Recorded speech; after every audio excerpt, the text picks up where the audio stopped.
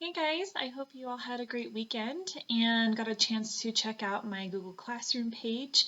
On there was an assignment for Pumpkin Chunkin that's coming up on the 9th. So we don't have a whole lot of time left for that, but whatever you guys would like to make for it would be awesome. Just please make sure it's your best work, something that you created at home or at a different time, just something that you can turn into the school, please. So on the assignment, there were all these different options and ideas that you guys could try out for creating something. And one of those things was making paint from home items like tea, coffee, and other kind of spices that you found in your home. So I wanted to show you what I made because I decided to go with that for my thing. And I made this little card, okay? And I wrote a poem on the inside.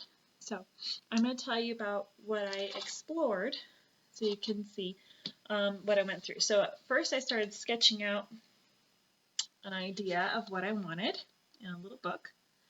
And as you can see, I already kind of painted over top of it.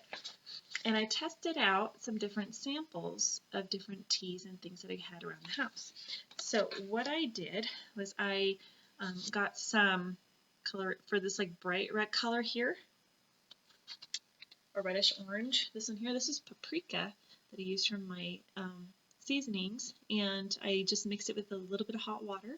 I didn't want to put too much water in it because I was learning as I was going that it gets lighter if you add too much water. So you don't want to do too much. So that's the stuff, the paprika.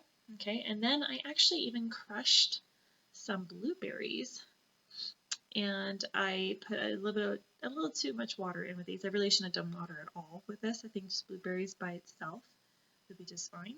But that came out like this coloration. I even tried some avocado, which didn't really work out that great. I was like, maybe not. But and he still showed up green and nice, so I guess it kind of worked. And then I brewed all these different teas that I had. Well, they came in like the same kind of packet, and they ended up being the same color. As you can see here, these are all kind of the same, and I was a little bummed by that. I was hoping one was going to be more of a purplish color, but it didn't really turn out that way. So that's why we experiment, we test things out. This was using turmeric. Turmeric is a yellow spice that I had in my cabinet. And this one was curry, which I added too much hot water to, and it really got extremely light, like right there. So we experiment, we discover what works and what doesn't. I also experimented with different types of pens, ink and otherwise, and discovered that a lot of them, most ink pens, get mixed in and make it like a black mess like this. When you paint water over top of it, it just kind of bled over the whole paper. So I learned that Sharpie actually works the best if you want something dark. So that's what I used for this final piece was black Sharpie. I could have just done pencil, that would have been fine too, but Sharpie worked the best. And I didn't have to worry about drying or anything like that. So after I tested out my teas, I came to discover that as I let them dry, I could go over them again, and then it makes some areas darker than others because I didn't want my stump just to be all one color because that's kind of boring. I wanted to have some contrast. So contrasts are like opposites. I want some dark areas with the lighter areas.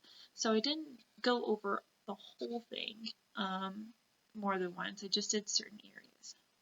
And then I discovered too that some colors were very light and didn't show up as well, so we had to use some different ones instead. So that's what we experiment, and then things turn out may not be like what we originally thought, but still pretty cute.